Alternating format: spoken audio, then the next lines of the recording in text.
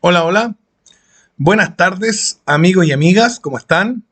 Vamos a hablar sobre un diputado de la UDI que pervierte eh, de forma funesta la doctrina católica en un audio que me llegó, donde él estaría en el programa de la Radio Agricultura con el Checho Irane y se escudaría en el catolicismo para pactar con el comunismo. Esa sería su excusa. Su excusa es, yo pacto con el comunismo porque la iglesia lo manda. Imagínense tamaña locura. Vamos a escuchar el audio y una vez que lo escuchemos vamos a pasar a eh,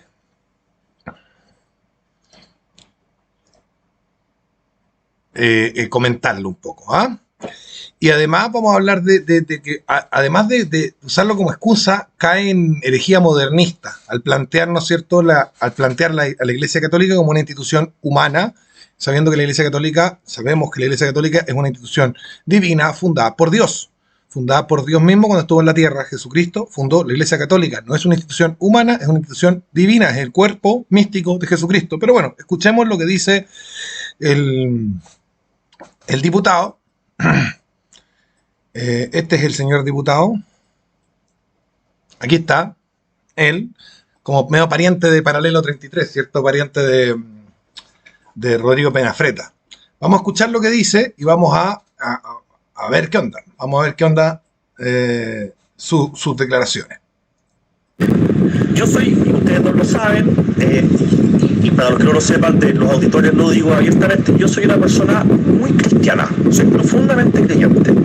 Y como soy cristiano, siento la obligación de formarme también en lo que mi iglesia, que en mi caso particular es la Iglesia Católica, le sugiere e invita a los políticos. Yo leo del tema.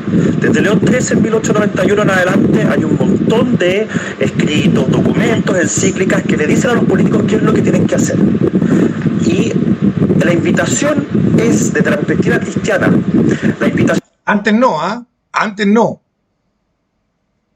Antes de León XIII, la Iglesia Católica no se metió nunca en política. Cuidado.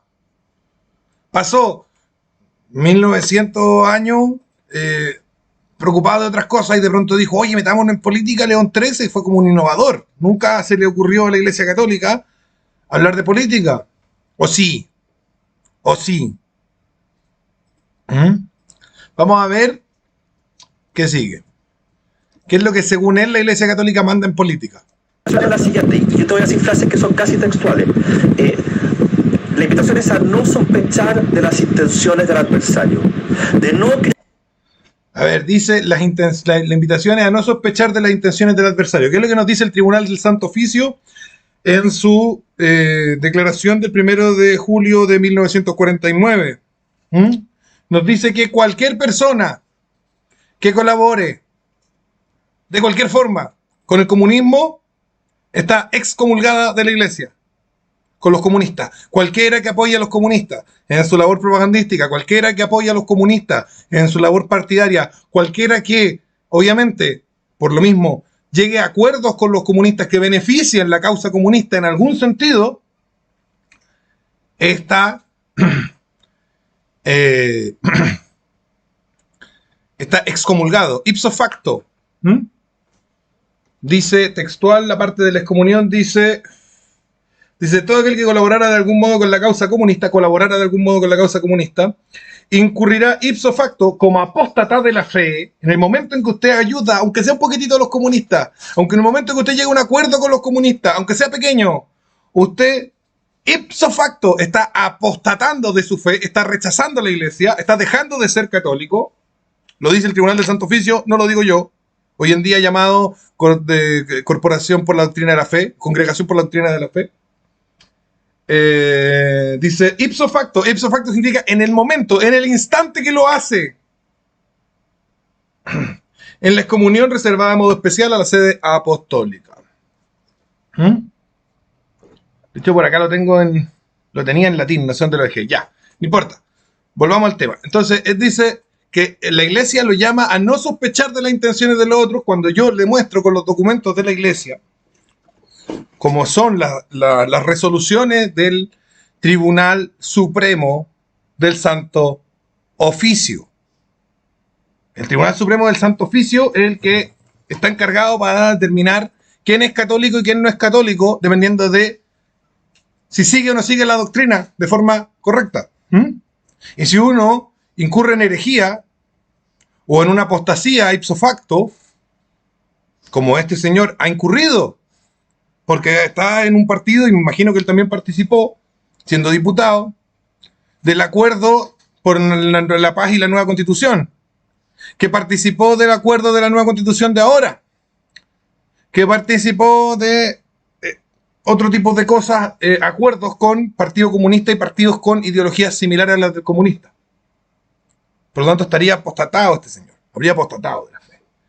Y uno no puede, si no hay retractación explícita, pública, y profesión de fe, confesión y etcétera, revolver a la iglesia. Así que este señor, primero, me caben dudas porque no tengo la certeza de su participación en los acuerdos de los que estamos hablando, pero en caso de que fuese cierto que participó en todos estos hechos, porque él es diputado de un partido que participó de todos estos acuerdos, me queda la duda si es católico. Me queda la duda si es católico, en el sentido de que sigue perteneciendo a la iglesia de acuerdo al derecho canónico, de acuerdo a las reglas de la iglesia para ser católico, que incluyen eso, no participar ni ayudar de ninguna forma al comunismo, a la causa comunista, materialista. Dice, aquí tengo por acá un poquito más detallado, dice...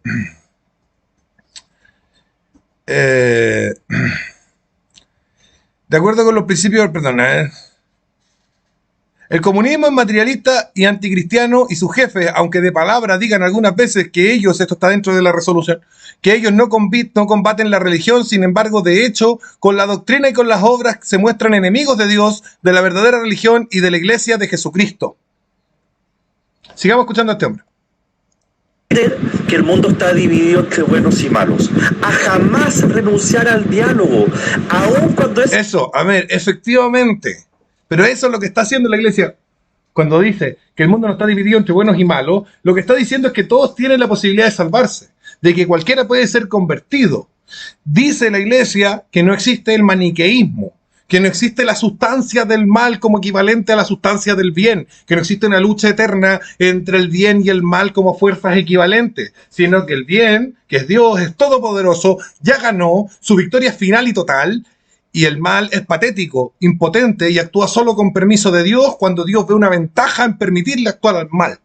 Eso es lo que nos enseña la iglesia. La iglesia nos enseña contra los maniqueos, pero eso no tiene que ver con que usted... Por decir, las personas en sí mismas, por sí mismas, en sustancia, no son buenas ni malas, tienen libre albedrío, tienen voluntad, pueden arrepentirse, convertirse, pueden salvarse. Eso no significa que usted pacte con ellos de igual a igual en materia que tiene que ver con sus diabólicas ideas.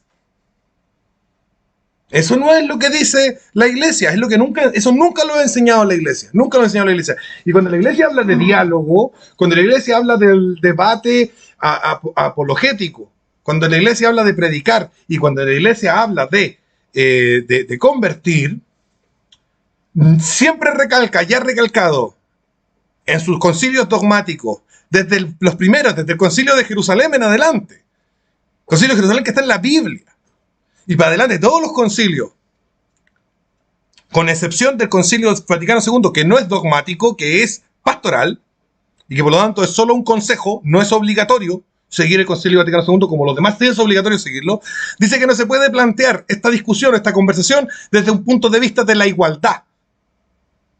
Que la verdad no se puede someter a ser igualada al error en la conversación.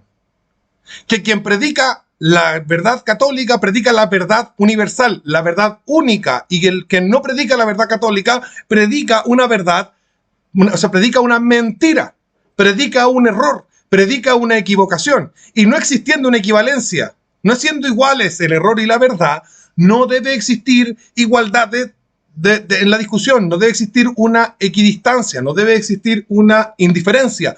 También. Estoy usando palabras que se usan en docenas de encíclicas, en docenas de concilios. No debe existir, por lo tanto, un trato, usando palabras de la actualidad, horizontal. Existe un trato vertical.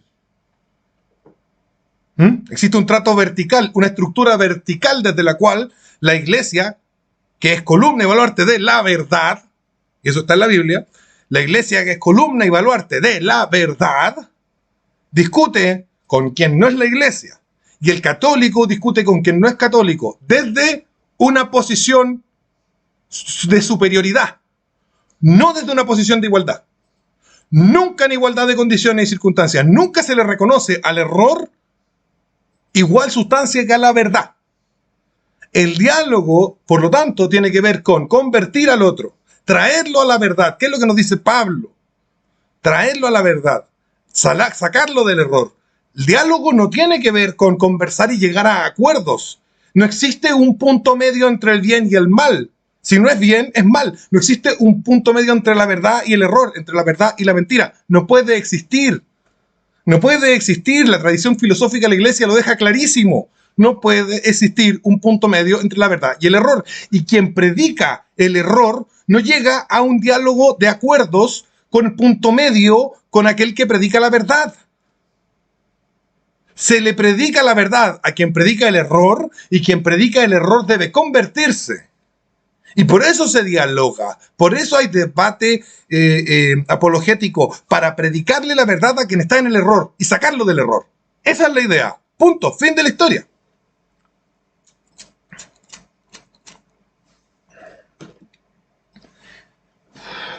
Después les voy a leer algunas cosas bien drásticas que están en concilios muy antiguos, pero antes quiero que veamos cómo este tipo viene a presentar su herejía modernista, que es lo que va a pasar ahora en la segunda mitad del audio. Algo a veces parezca no generar frutos. A siempre sentarse en la mesa para poner adelante primero el bien del país antes que el propio. En fin, poner adelante el bien adelante, el bien por encima del mal. Si tú llegas a una conversación de punto medio, de término medio, ¿no es cierto?, donde tú propones el bien y el comunista propone el mal, y quedan en la mitad, eso no es bien, mitad, eso es mal. Bien, lo voy a poner en palabras de una filósofa que no es católica, pero que también sigue la línea de razonamiento lógico que ha seguido la iglesia, y que sigue cualquier persona que tiene un poquito de cerebro. Un plato de comida con una gota de veneno es un plato de veneno. Un plato de comida con una gota de veneno es un plato de veneno. Pero oye, pero tiene apio que tiene tantos nutrientes, pero es veneno, no es alimento. Porque le pusiste una gota de veneno, el plato de comida se volvió un plato entero de veneno. Y esa es la verdad. La verdad es que cuando uno le pone un 1% de error a la verdad, está en el error. Cuando uno le pone 1% de mal al bien, está en el mal. Esto es blanco-negro. La iglesia es blanco-negro y lo ha predicado por 2000 años. Sigamos. Siempre es a la moderación y es al diálogo. A la moderación y al diálogo. A la moderación. A la moderación es precisamente a lo que no ha llamado a la iglesia en 2000 años, y no lo va a hacer, porque la iglesia, fundada por Dios, tiene una doctrina de Dios y no se puede transar eso. No se puede transar la doctrina de la iglesia, porque viene de Dios directamente. Pero aquí vamos a ver que él no cree que venga de Dios. Veamos. Llegar a un acuerdo. En cambio, el Partido Republicano, perdón que lo diga de esta manera, nos invita a desconfiar del otro, a no querer... Nos invita, igual que la iglesia, a desconfiar de los comunistas. Disculpen que me ponga del lado de los republicanos en este caso, weón. Pero igual que la iglesia nos invita a desconfiar de los comunistas, a no comer en la misma mesa que comen los herejes, como dicen los cánones apostólicos. No comer en la misma mesa con los herejes. A menos que sea para convertir. Nos invita la iglesia a que si alguien ha sido excomulgado, y nos lo invita de forma sistemática, tanto en los cánones apostólicos como en los primeros concilios y en los concilios medievales también, que si alguien ha sido excomulgado y tú te relacionas con un excomulgado, eres excomulgado. También excomulgado. Concilio de la Odisea. Pero sigamos. a decir que los acuerdos no son posibles, a que si llegas a un acuerdo siempre te van a traicionar. No, el acuerdo entre el bien y el mal no es posible. Siempre es mal. Es que es así. Lo siento. Chiquillos, discúlpenme ahí en el chat, todos por estar tirándole flores al republicano. Pero... ¿no aparece la foto del cabro en el YouTube? Ah, sí aparece. Ya. Yo sé que está mal. Dice Mento38, dice, no, Sebastián, hay que dialogar. Dios también se puede equivocar y debemos buscar la verdad a través de nosotros mismos. Este señor se ha bloqueado. ¿Cómo se le ocurre decir semejante locura? Ya. Dios se va a equivocar. Bien. Sigamos. Sigamos con el audio de este caballero, porque tenemos que seguir escuchándolo. Que aquí viene la herejía modernista. Es justo lo contrario a lo que dice, después de milenios de experiencia, Ahí viene, milenios de experiencia. O sea, la iglesia es una acumulación de experiencia, una institución humana, una acumulación de experiencia. Mira. Iglesia. Entonces, yo sé que puedo hablar en estos términos acá porque yo sé que nos escucha mucha gente que también comparte la mirada cristiana de la política. Y yo, perdón, no le voy a hacer caso al Partido Republicano que lleva 3 minutos en la vida nacional. Es una institución que lleva miles de años en la vida mundial y que ha reflexionado sobre estos temas. La Iglesia Católica, de acuerdo a este señor que tienen en pantalla, que lo voy a sacar porque es horrible, literalmente una persona, Dios no lo quería lo suficiente como para hacerlo bonito, no, broma, no, Dios lo quería mucho, pero yo creo que él se puso feo. Yo creo que podría haber sido más atractivo si ocupara mejor su aspecto para verse más varonil, más masculino y no tan transexual como se ve ahí. No digo que sea transexual, por cierto, pero se ve trans, se ve ahí transgresor, ¿no es cierto? Tan afeitadito, tan ahí empaquetadito, parece una niñita, una señorita, una cosa media andrógina. No hay hombros, no falta masculinidad. Dios ahí le dio y él no la aprovechó, se androgenizó con tanta afectación y probablemente vaya al gimnasio y se depile el pecho también. Pero bueno, no vamos a hablar de esos temas, porque esto no es sobre esos temas, esto es sobre otro tema. Él plantea que la iglesia ha obtenido experiencia y reflexión, que la iglesia lo que tiene son miles de años de experiencia y reflexión. Perdón, esta iglesia se llama iglesia católica, es decir, universal, que las verdades que predica son verdades para todos los seres humanos, para nadie son mentiras, y si alguien cree que son mentiras está en el error. Eso es lo que es ser católico, que lo que predica la Iglesia Católica es verdad para todos, y todo aquel que no crea lo que la Iglesia Católica predica está en el error, porque católico significa universal, significa que las verdades que predica la Iglesia son universales. El nombre ese lo puso San Ignacio de Antioquía en el año 107 después de Cristo. Discípulo de San Juan Evangelista y del escritor San Juan, que también escribió, por cierto, además de sus 2 epístolas maravillosas, donde desenmascara al anticristo, el libro de Revelación, el Apocalipsis. Pero bueno, apostólica, romana, que es la ciudad donde opera, pero apostólica. ¿Qué significa que la iglesia es apostólica? Significa que la iglesia es enviada de Dios. Significa que Dios en la tierra, Jesucristo, que es Dios, la segunda persona de la Santísima Trinidad, se encontró con unos tipos, con unos seres humanos, y les dio una misión. Eso significa que es apostólica. Y estos miles de años no son de reflexión ni de experiencia, son miles de años, estos 2000 años que lleva la iglesia existiendo, son 2000 años de transmisión perenne, impoluta, de la sabiduría apostólica, de los conocimientos, de los secretos, de la información fundamental, importante, de las verdades que Jesús le entregó a los apóstoles y que les encomendó que no se perdieran. Les encomendó que esas verdades apostólicas permanecieran en el tiempo. Yo me voy, y mientras yo me voy, yo voy a volver después.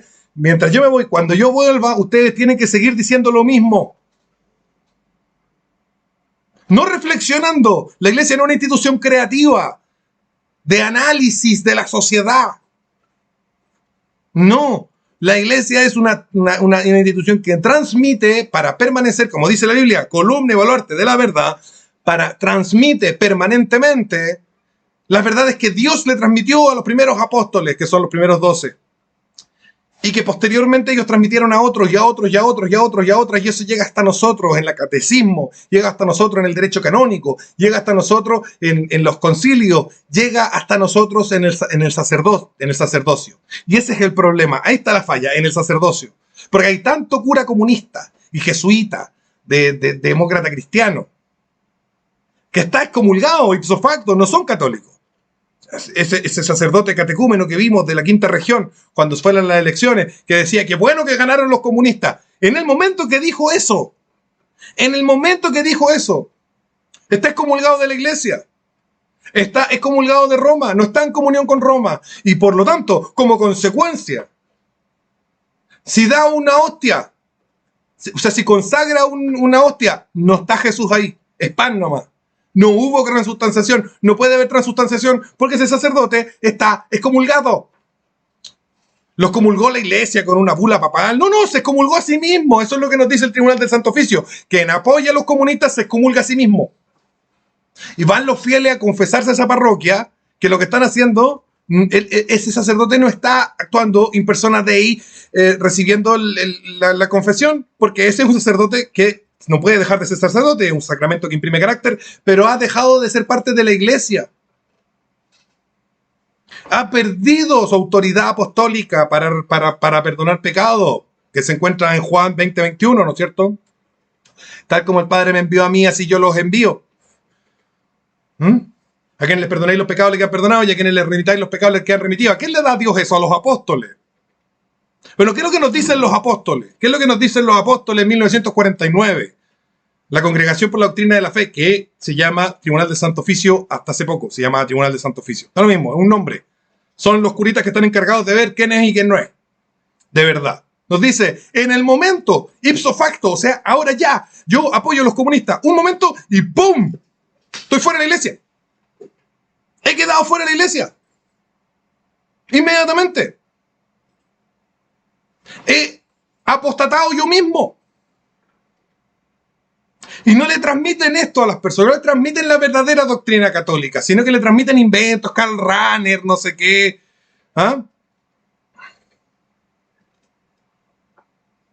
Se toman por dogmáticas cosas que no lo son. El Concilio Vaticano II no es dogmático. El Concilio Vaticano II es un concilio pastoral. ¿Qué significa pastoral? Que son consejos como para hacer las cosas. Pero lo que nos están diciendo ahí no es dogma de fe, no es obligatorio creerlo. En cambio, el Concilio de Trento, que nos dice que no podemos estar rezando con los herejes, sí es dogmático. Ese sí es dogmático. Ese sí es dogmático. Ahora, le toca su palo al republicano, porque cuando Kass se junta a rezar con los evangélicos, está contradiciendo los dogmas establecidos en el Concilio de Trento. Se está autoexcomulgando, está apostatando, él. Y efectivamente, en el Concilio Vaticano II y en encíclicas posteriores se nos llama a una actitud menos beligerante, menos agresiva, donde entremos a conversar porque la iglesia ha perdido poder político, entonces se nos llama a conversar con las personas que están en herejía, que están en error, que son ateos, que son paganos, que son herejes. Pero no se nos llama a conversar desde un plano de igualdad, no se nos llama a convivir con ellos y rezar con ellos, ni a hacer tratos para avanzar la agenda de ellos.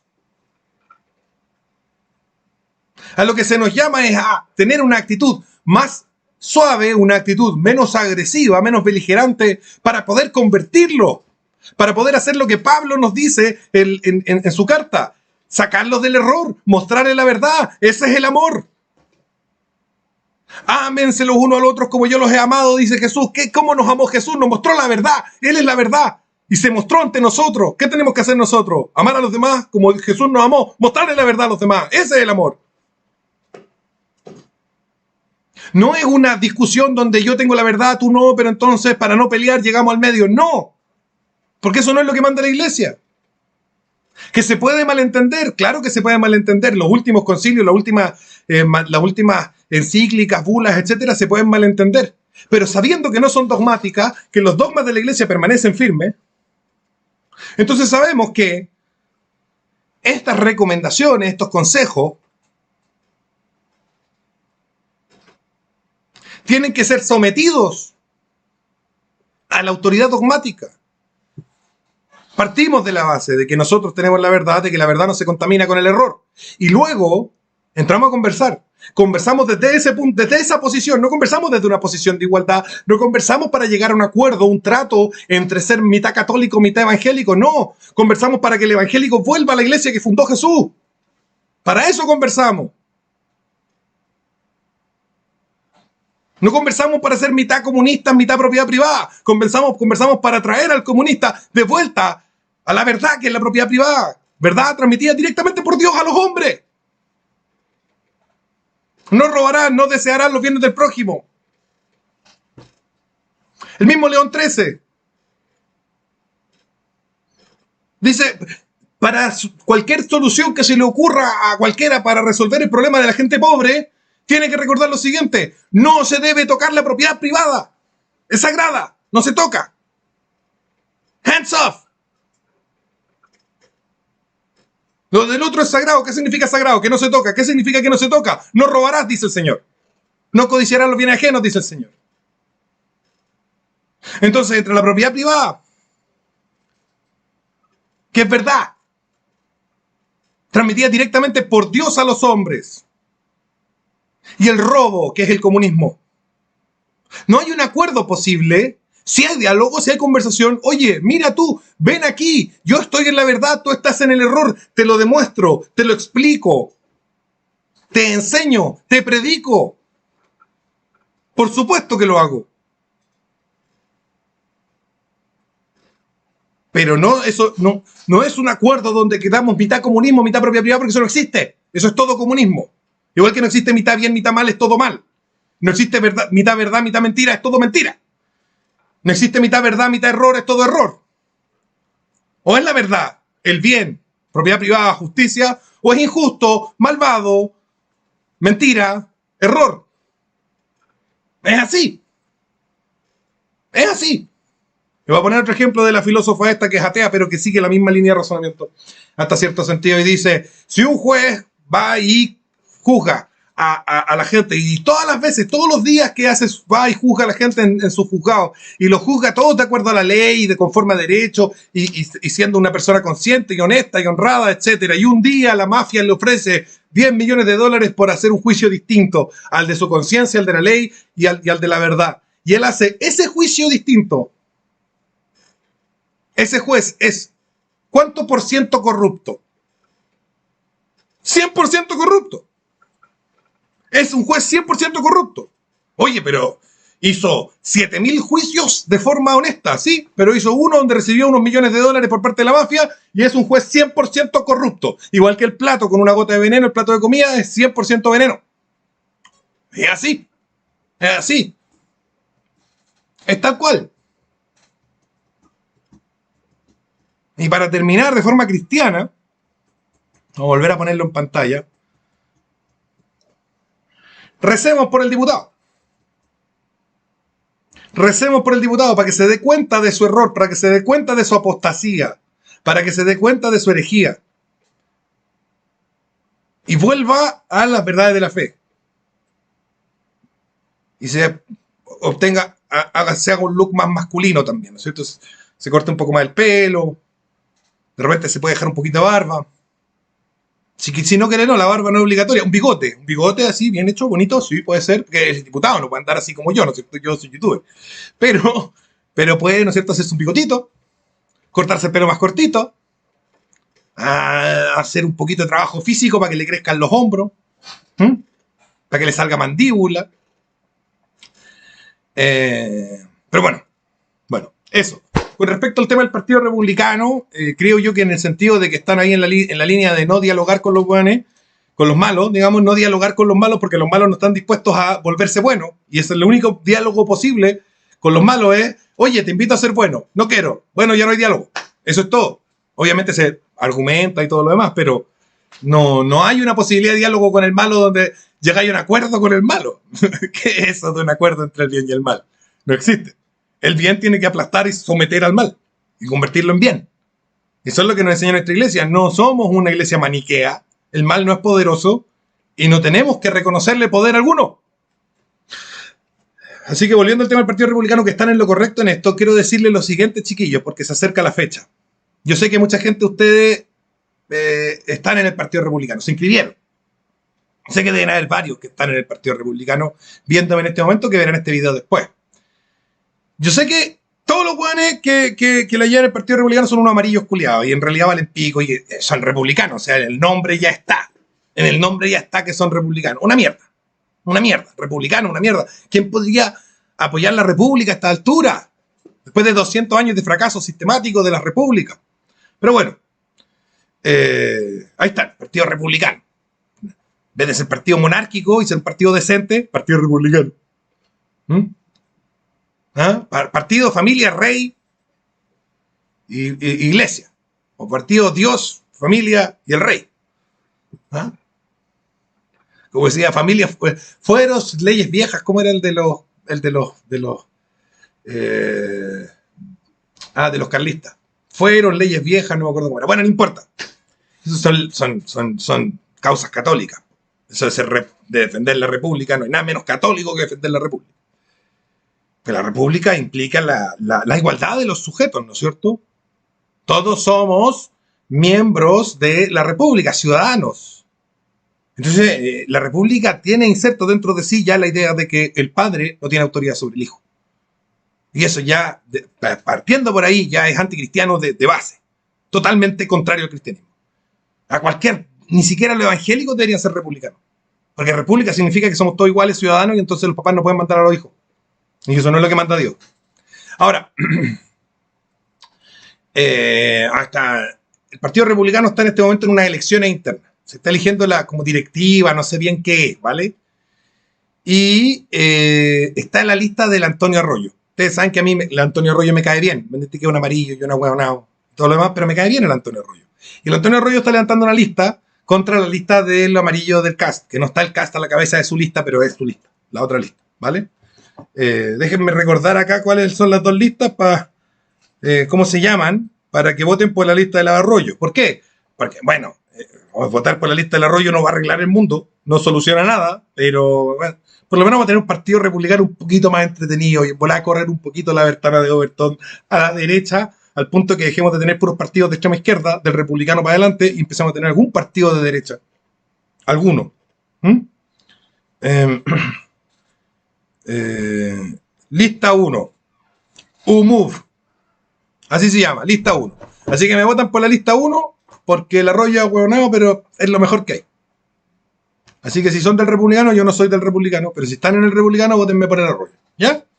Huevonado el Arroyo, pero yo creo que va a ser un partido más entretenido con el Arroyo a la cabeza que con el saco pelota del Cast. Más encima el lema que se sacaron los de la lista del Arroyo, un partido político no es una pyme, es que Cast dice que el partido es su pyme, igual es como chistoso, lo hicieron cagar ahí por ahuevonado. Así que bien, todo bien ahí. Eso, y fin de la historia nomás. Y recemos por este cabro, que ya se me olvidó el nombre. Espérenme un segundo, ya me acuerdo el nombre. Porque lo tengo en el título del video, me acordar, a ver. Guillermo Ramírez, exacto. El diputado Guillermo Ramírez. Recemos por el diputado Guillermo Ramírez. ¿Ya? Recemos por el diputado Guillermo Ramírez. A ver si cambia, se convierte. Hay que rezar para que se conviertan los enemigos. Los enemigos de Dios, los que no siguen la doctrina, la verdad predicada por la Iglesia de Jesucristo desde los últimos 2000 años, tienen que convertirse. Así que recemos por él. Dice acá Rodrigo Araneda, el conserje se fue en contra de su amigo. El conserje se ha portado como el pico con todos sus amigos, pues si el conserje es alemán y los alemanes son traidores.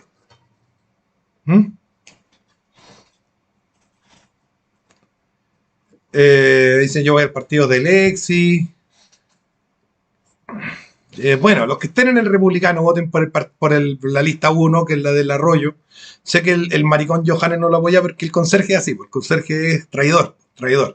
Y vamos a rezar más por la conversión de nuestros enemigos. Disculpen las chuchadas y las salidas de tono, pero es que estas cosas me dan un poquito de rabia cuando empiezan con la tontería. Así que voy a calmarme. Les pido que recen por este cabro y mañana nos vemos en un directo de lectura Vamos a seguir leyendo el libro este contra la democracia cristiana que hemos estado leyendo. Y cuando lo terminemos nos vamos a leer, fíjense lo que nos vamos a leer. Nos vamos a leer algo muy importante. Nos vamos a leer el Catecismo de Trento. Fundamental, el Catecismo del Concilio de Trento. ¿Por qué es tan importante el Catecismo del Concilio de Trento? Porque es un catecismo que se hace contra la herejía protestante. Así que hay que leerlo enterito. Son 500 y tantas páginas, vamos a estar harto rato leyendo el Catecismo de Trento, pero puta que es un tema entretenido. Así que terminando el libro de la democracia cristiana nos leemos ese.